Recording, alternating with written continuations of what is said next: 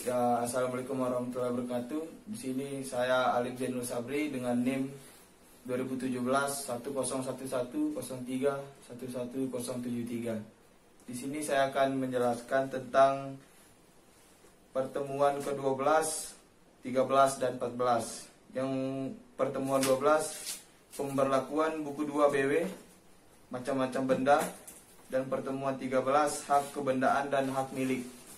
Dan yang terakhir, pertemuan 14, pengertian cara memperoleh bezit dan fungsi bezit. Nah, dia pertemuan yang ke-12. Yang pertama, pemberlakuan buku 2 BW. Nah, di sini saya telah membuat mind mapping yang pertemuan 12, yaitu 1. Barang-barang berwujud dan barang-barang tidak berwujud. Yang kedua, barang-barang bergerak dan barang-barang yang tidak bergerak. Yang ketiga, barang-barang yang dapat dipakai habis dan barang-barang yang masih akan ada, baik secara absolut maupun relatif. Dan yang keempat, barang-barang yang sudah ada dan barang-barang yang tidak dapat dipakai habis. Yang kelima, barang-barang dalam perdagangan dan barang-barang di luar perdagangan. Dan yang terakhir, 6, barang-barang yang dapat dibagi dan barang-barang yang tidak dapat dibagi. Jadi berlakunya buku 2 KUH Perdata setelah UU PA. Buku 2 KUH Perdata mengatur tentang hukum benda yang berisi pasal-pasal atau ketentuan-ketentuan yang mengatur benda bergerak maupun benda tidak bergerak atau seperti tanah.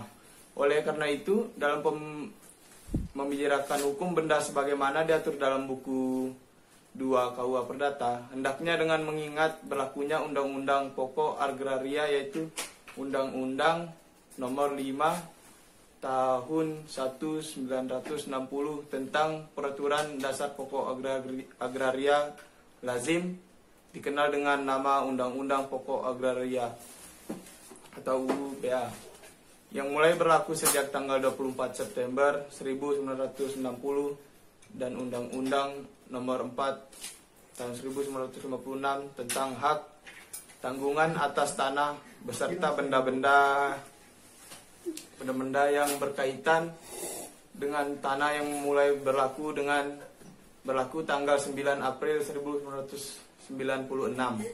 Yang kedua, yaitu pembedaan macam-macam benda. Secara yuridis, pengertian benda ialah segala sesuatu yang dapat menjadi objek hak milik. Terdapat dalam pasal 499 KUH Perdata. Pengertian benda dalam KUH Perdata meliputi barang berwujud dan tidak berwujud serta bagian daripada harta kekayaan. Arti barang yang berwujud menurut KUH Perdata tersebut, benda dapat dibedakan menjadi beberapa macam. Yang sebagai berikut. Yang pertama, barang-barang berwujud dan barang-barang tidak berwujud. Dan yang kedua, barang-barang bergerak dan barang-barang yang tidak bergerak.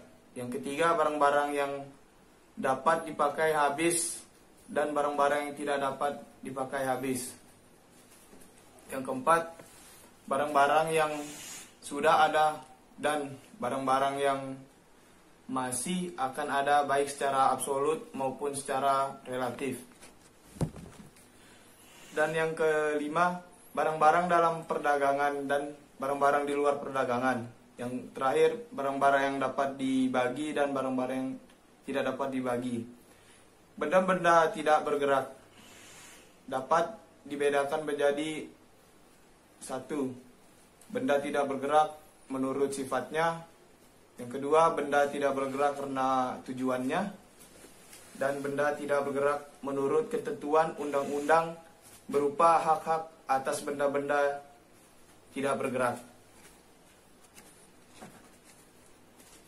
Benda-benda bergerak dapat dibedakan meliputi 1. Benda-benda bergerak karena sifatnya ialah benda yang dapat dipindahkan, yang terdapat dalam pasal 509 KUH Perdata. Dan yang kedua, benda bergerak karena ketentuan undang-undang yang berupa hak-hak atas benda bergerak.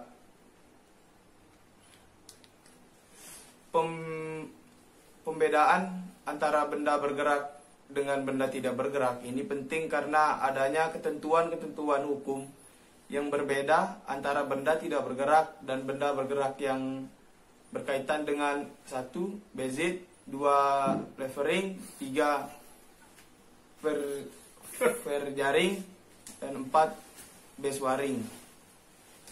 Ya, di sini kita juga akan membahas pertemuan yang ke-13 yang meliputi hak kebendaan dan hak milik. Di sini juga saya telah membuat mind mappingnya, yaitu ciri-ciri hak milik merupakan hak induk terhadap hak kebendaan yang lain.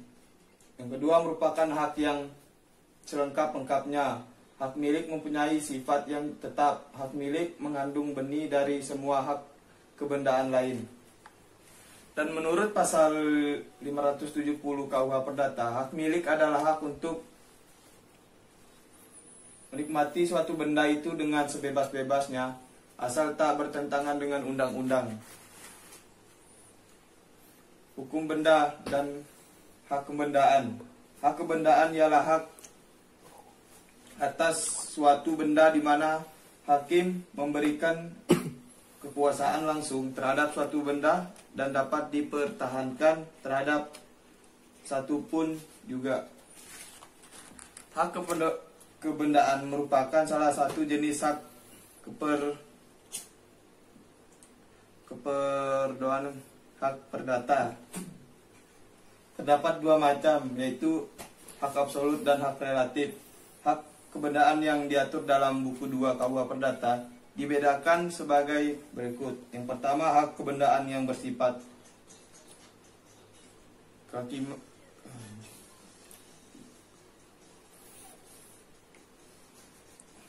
Yang kedua, hak kebendaan yang bersifat memberikan jaminan. Hak kebendaan yang dimaksud dengan hak kebendaan pegel guys ialah hak mutlak atas sesuatu benda di mana hak itu memberikan kekuasaan langsung terhadap suatu benda dan dapat dipertahankan terhadap siapapun juga. Hak perdata ada dua macam. Yang pertama, hak absolut, yang berarti hak yang memberikan kekuasaan atau wewenang kepada setiap orang untuk melakukan suatu perbuatan yang harus dihormati oleh orang lain.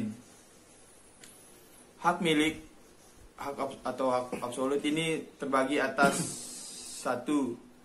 Hak kepribadian, misalnya hak atas namanya, kehormatannya, hidup, kemerdekaan, dan lain-lain. Dan yang kedua, hak-hak yang terletak dalam hukum keluarga, yaitu hak yang timbul karena adanya hubungan antara suami istri, karena adanya hubungan antara orang tua dan anak. Ya, dan kedua yaitu hak relatif atau hak nisbi atau disebut juga hak perorangan, adalah hak yang memberikan wewenang kekuasaan kepada orang tertentu untuk menuntut orang lain guna berbuat atau tidak berbuat, memberikan sesuatu. Hak relatif ini timbul karena adanya hubungan perhutangan, sedangkan perhutangan itu timbul dari perjanjian atau undang-undang. Perbedaan ciri atau sifat antara hak kebendaan dan hak perorangan adalah: yang pertama, hak kebendaan merupakan hak yang mutlak, yaitu dapat dipertahankan terhadap siapapun juga, sedang hak perorangan hanya dapat dipertahankan terhadap pihak yang mengadakan perjanjian dengan pemilik hak perorangan tersebut. Yang kedua, hak kebendaan. Yang kedua, hak kebendaan itu atau droit de suite atau hak yang mengikuti, yang artinya hak itu terus mengikuti bendanya dimanapun juga barang itu berada. Hak itu terus saja mengikuti orang-orang yang mempunyainya. Sedang pada hak perorangan tidak demikian halnya. Kita hanya dapat melakukan atau mempertahankan hak tersebut terhadap seseorang dengan adanya pemindahan hak atas benda tersebut, maka lenyaplah. Ya, dan yang ketiga, pada hak kebendaan terhadap suatu sistem yang mana lebih dulu terjadinya tingkatnya lebih tinggi daripada yang terjadi kemudian atau belakangan. Dan yang keempat, hak kebendaan merupakan hak yang didahulukan terlebih dahulu. Misalnya A mempunyai hak memungut hasil atas benda milik B, maka apabila kemudian B pailit, A masih tetap dapat mempertahankan haknya tersebut terhadap siapapun tak dipengaruhi kepailitan. Dan yang kelima, selanjutnya mengenai kemungkinan untuk mengadakan gugat itu juga berlainan. Pada hak kebendaan gugatnya itu disebut gugat kebendaan. Pada hak kebendaan ini orang mempunyai macam-macam akti jika terdapat gangguan atas haknya, misalnya berwujud penuntutan kembali, gugatan untuk menghilangkan gangguan-gangguan atas haknya, gugatan untuk pemulihan dalam keadaan semula. Gugatan-gugatan ini dapat dilaksanakan terhadap siapapun yang mengganggu haknya. Pada hak perorangan, gugatan itu disebut juga gugatan perorangan. Pada hak perorangan ini, orang hanya dapat mengajukan gugatan terhadap pihak lawannya. Dan yang keenam, apabila pemilik hak kebendaan akan memindahkan haknya, maka dapat sepenuhnya dilakukan. Tetapi pada hak dalam praktek, membedakan ciri atau sifat antara hak kebendaan dengan hak perorangan tidak mutlak seperti tersebut. Sifat-sifat yang bertentangan itu tidak tajam lagi. Dapat kita jumpai hak-hak perorangan yang mempunyai sifat hak kebendaan. Misalnya, satu nih, mempunyai sifat absolut, yaitu dapat dipertahankan atau dilindungi terhadap setiap gangguan dari pihak ketiga, misalnya hak penyewa. Mendapat perlindungan berdasarkan pasal 1365 KUH Perdata setelah adanya Ares HR 1919. Yang kedua, mempunyai sifat mengikuti bendanya atau the right the suit. Misalnya hak sewa senantiasa mengikuti bendanya, perjanjian sewa tidak akan putus dengan berpindahnya atau dijualnya barang yang disewa. Dan yang ketiga, mempunyai sifat tingkatan yang lebih tinggi, yaitu pada hak perorangan kita jumpai juga adanya hak yang lebih dahulu terjadinya dibenangkan dengan hak yang terjadi kemudian. Misalkan pembeli atau penyewa pertama berhadapan dengan pembeli atau penyewa kedua. Dengan mengingat berlakunya UU PA, maka hak kebendaan yang diatur dalam buku 2 KUH Perdata dibedakan menjadi dua. Yang pertama, hak-hak kebendaan yang bersifat memberi kenikmatan. Dan yang kedua, hak kebendaan yang bersifat memberi jaminan. Yang kedua, hak milik. Seperti telah dijelaskan di muka bahwa setelah berlakunya UU PA, maka pasal-pasal atau ketentuan-ketentuan yang mengatur hak milik ini hanya berlaku pada hak milik atau benda-benda bergerak. Yang menurut pasal 570 KUH Perdata, hak milik adalah hak untuk menikmati suatu benda itu dengan sebebas-bebasnya asal tak dipergunakan bertentangan dengan undang-undang atau peraturan umum yang diadakan oleh kekuasaan yang mempunyai wewenang untuk itu dan asal tidak menimbulkan gangguan terhadap hak orang lain. Kesemuanya itu dengan hak mengurangi kepentingan umum dengan pembayaran pengganti kerugian yang layak dan menurut ketentuan undang-undang. Ya, hak milik merupakan hak yang tidak dapat diganggu-gugat oleh siapapun, baik orang lain yang bukan pemilik maupun pembentuk undang-undang atau penguasa, di mana mereka tidak boleh sewenang-wenangnya membatasi hak milik, melainkan harus ada ganti kerugiannya dan harus memenuhi syarat-syarat yang ditentukan. Hak milik mempunyai ciri-ciri ada 4. Yang pertama merupakan hak induk terhadap hak kebendaan yang lain. Yang kedua merupakan hak yang selengkap-lengkapnya. Yang ketiga, hak milik mempunyai sifat yang tetap. Dan yang keempat, hak milik mengandung benih dari semua hak kebendaan lain.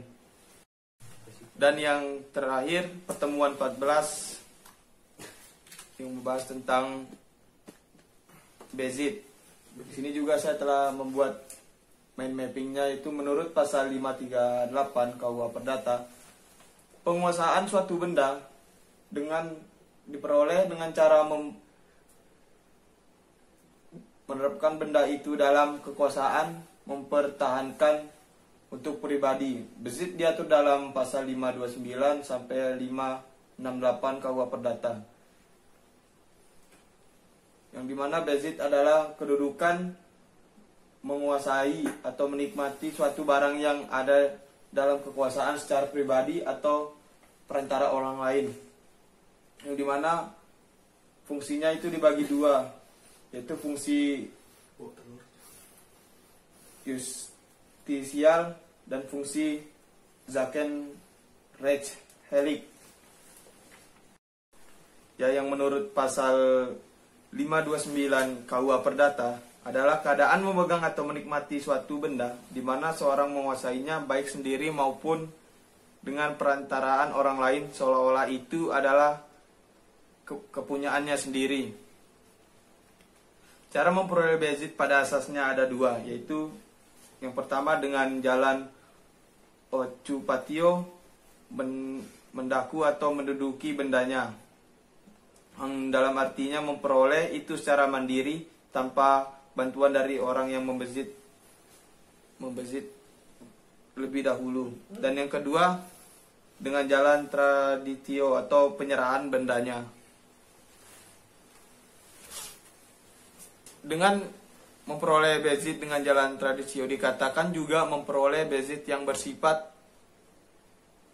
derivatif, yang artinya memperolehnya itu ialah dengan bantuan dari orang membezit lebih dahulu, diperoleh dari tangan beziter yang lama ke tangan beziter yang baru. Bezit mempunyai fungsi fungsional atau polisionil dan fungsi Zakenrechtsheilig. Fungsi polisionil dari bezit adalah bahwa bezit itu mendapat perlindungan hukum. Dan fungsi polisionis ada pada setiap bezit. Fungsi Zakenrechtsheilig daripada bezit, setelah beberapa waktu tertentu keadaan kenyataan atau bezit itu berjalan tanpa adanya protes dari pemilik yang sebelumnya, maka keadaan kenyataan itu berubah menjadi hak milik. Yang tadinya bezit itu akan berubah menjadi hak milik, yaitu dengan melalui lembaga verjaring. Itulah yang dimaksud dengan fungsi Zakenrechtsheilig daripada bezit. Beziter juga akan memperoleh hak milik dari benda yang dibezitnya apabila bezit adalah together true menurut pasal 530 KUH Perdata. Bezit ada yang together true atau berit beritikat baik, dan bezit yang together true atau bezit yang beritikat buruk. Bezit beritikat baik manakala beziter memperoleh keadaan tadi dengan cara memperoleh hak milik di mana ia tidak mengetahui cacat-cacat yang terkandung di dalamnya. Sedang bezit beritikat buruk menurut pasal 532 KUH Perdata, manakala beziter mengetahui bahwa benda yang ada padanya itu bukan miliknya. Beziter yang beritikat baik dan beritikat buruk sama-sama mendapat perlindungan hukum, ya, yang terdapat dalam pasal 1977 ayat 1 KUH Perdata. Terhadap bergerak yang tidak berupa bunga maupun piutang tidak harus dibayar kepada si pembawa maka barang siapa yang menguasainya dianggap sebagai pemiliknya. Dari ketentuan pasal tersebut dapat disimpulkan bahwa beziter benda bergerak menjadi pemilik tanpa harus melalui verjaring. Jadi beziter ini langsung menjadi pemilik sejak saat ia membeli benda bergerak tersebut. Oke, mungkin sekian dari penjelasan saya dari pertemuan 12, 13, 14. Selebihnya kalau ada yang kurang mohon maaf ya. Wassalamualaikum warahmatullahi wabarakatuh. Jangan lupa subscribe.